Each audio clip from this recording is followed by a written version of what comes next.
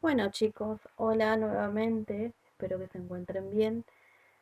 Hoy volvemos con otra obra del grotesco criollo, del subgénero dramático que habíamos estado trabajando. Y de esta manera vamos a iniciar el, la antesala de la presentación de la nueva obra, que es La Nona de Roberto Cosa. El teatro grotesco se ha encargado, como hemos estado trabajando, de alguna manera de reflejar esa realidad obscena, esa realidad ridícula, que nos ocasiona mucha vergüenza, esa parte de la sociedad que no nos gusta, es decir, la pobreza, muchas veces la miseria, los desacuerdos sociales, la parte de déficit económico, todas aquellas cuestiones que ya son parte de la identidad de la Argentina, como bien saben. Todo esto viene a condensar la parte tragicómica que evoca siempre lo grotesco. Es decir, siempre tenemos esa risa que nos nace de la angustia y del dolor de sabernos partícipes de alguna manera de una realidad que no podemos cambiar o que no hemos encontrado la manera de cambiar, pero que que estos relatos todo el tiempo nos traen a colación. No es algo que finaliza, por más que se hayan escrito en 1930, en 1960, en 1970, son relatos que siguen teniendo una validez y una vigencia porque tocan temas que hasta el día de hoy nosotros los seguimos padeciendo. De esta manera es que cuando los leemos, de alguna manera nos imaginamos estos patios de conventillos, estos conventillos plagados de inmigrantes, esta ilusión del que viene de afuera en búsqueda de un futuro más próspero y se encuentra de alguna manera con una Argentina quebrada, con una Argentina desigual, que no logra canalizar los esfuerzos sociales para que exista una equidad y para que exista una igualdad en cuanto a derechos y accesos y todas estas oportunidades que prometimos a esa gente que venía de afuera y que no se cumplieron, van quedando como restos dolorosos en las obras. Siempre va a haber un comentario que de alguna manera pueda ser irrisorio, pero que en el fondo en, encierre una gran verdad, perdón. Esta verdad es justamente el dolor muchas veces social y económico que tenemos. Como veníamos trabajando, hay dos grandes dramaturgos que de alguna manera se han encargado de contar los temas sociales. Uno es Armando Discépolo, al que no podemos dejar de nombrar, hermano del gran Enrique Discépolo, creador del Cambalache. Y otro es Roberto Cosa, un autor con el que estamos más familiarizados quizás porque ya es la segunda obra que vamos a trabajar de él, llamada La Nona. Antes hablábamos de Gris de ausencia, ya en una familia eh, que se había tenido que ir al exterior, ya no es una familia que vino a la Argentina, sino que hay siempre una reminiscencia de ese país que tuvo que abandonar. Y ahora vamos a trabajar La Nona, que es una obra que se escribe en realidad en 1976, pero se publica en 1977. Plena época de transición dictatorial, la Argentina deja la democracia, el gobierno de Isabelita Perón, la última mujer de Juan Domingo Perón, es derrocado, la Junta Militar toma el poder y en medio de todos esos cambios aparece y entra en vigencia La Nona como esta obra legendaria que nos viene a contar más de los temas internos de la Argentina. Si bien ya Cosa en Gris de ausencia nos contaba de la falta por ahí de identidad de estas nuevas generaciones, que siempre le remarcamos que el tema de la generación, de las disputas generacionales está presente. Hoy hablamos ya no de algo que ocurre en el exterior, sino en el interior del país, en Buenos Aires, en una familia de trabajadores como cualquiera, como las nuestras, donde el hambre todo el tiempo toca la puerta, donde tenemos justamente caracterizada el hambre de la sociedad en este personaje de la nona, que es un personaje de clase media, como les decía, de clase trabajadora, un personaje que nos viene a hablar de un hambre voraz todo el tiempo, entonces nos viene a, de alguna manera, a representar o a metaforizar el hambre social que había en ese país, la desestabilidad económica, la desestabilidad política, la persecución social, esta lucha entre la junta militar y los guerrilleros que ya se estaba gestando y posteriormente, bueno, sabemos que termina con muchos muertos en el medio y muchos desaparecidos y demás. Hay muchos otros personajes.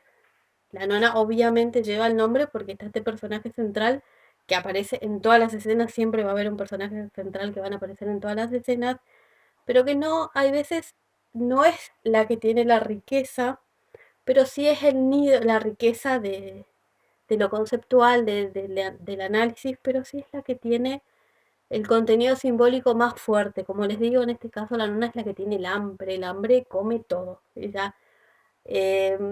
hay un pan, come un pan, hay eh, comida del hijo, del que sea, y comes todo el tiempo esa necesidad de comer como una cuestión de que tengo que comer ahora porque no sé si después voy a tener para comer. Quizás esa es una de las interpretaciones que yo le doy a esa hambre voraz.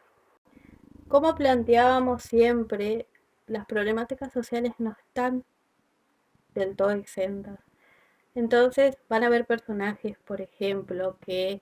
ante la ausencia de dinero tienen que, por ejemplo, vender sus fábricas, como en el caso de Carmelo. Aparece el personaje de Martita, que busca de alguna manera ayudar a los ingresos de la familia porque la plata no alcanzaba y tiene que recurrir a prostituirse. Otra de las características que quizás también vamos a ver es un poco, se dice, la animalización del ser humano, es decir, la nona que todo el tiempo busca de alguna manera resguardar comida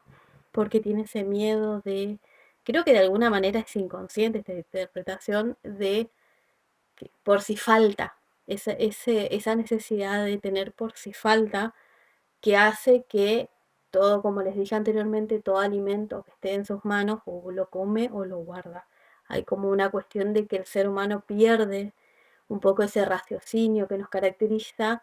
y todos los valores que tengan que ver con el compartir no están reflejados en este personaje que es la nona, porque claramente hay detrás una sociedad que está en decadencia económica,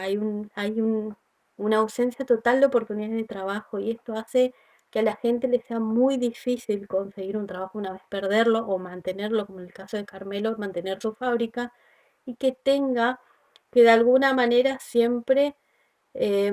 estar viviendo en qué hago ahora para proporcionarme en el futuro lo que me va a abastecer. En este caso, la nona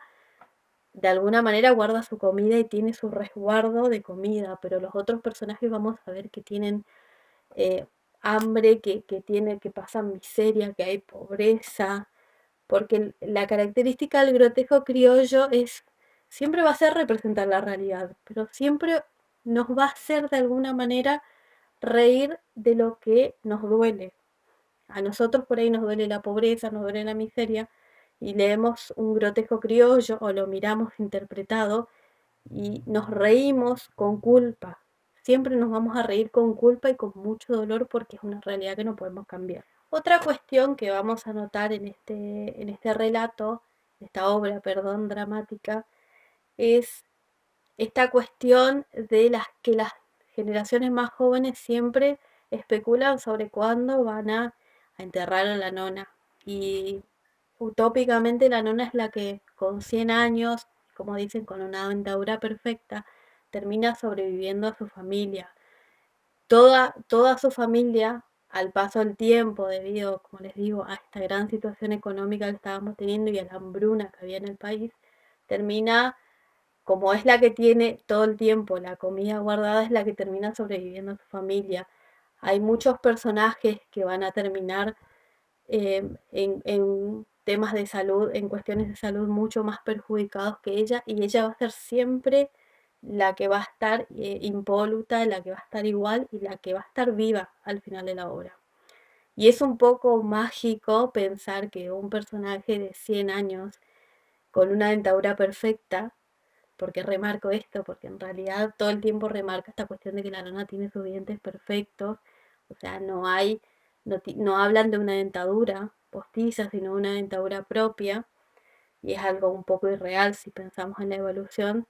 Y ahí hay un juego entre lo fantástico y lo real, que es justamente la noción de que un personaje de 100 años sobreviva a toda su generación. Pero por supuesto también tenemos que poner en tela de juicio que es un personaje que se ha caracterizado en toda la obra por abastecerse de la comida de los otros. Es un personaje como que de alguna manera es la representación de esa hambruna, como le dije, nacional, que come los bolsillos de los argentinos y que se vuelve cada vez más voraz, es decir, cada vez tiene más hambre porque es cada vez más la inflación que hay, cada vez menos la gente puede acceder a esa plata, a la plata, no, sino cada vez puede acceder menos a los productos de primera necesidad, como es cualquier víveres o cualquier comestible, y esto hace que la gente termine muriéndose justamente porque las necesidades básicas no están satisfechas. Es la representación exacta del contexto histórico del que estamos hablando y el exponente más destacado de Roberto Cosa debido a que termina siendo de alguna manera la reflexión perfecta para hablar de un contexto, de un momento histórico en el cual la Argentina padecía de ser el granero del mundo, se convirtió en ineficiente para abastecer de comida a sus propios ciudadanos.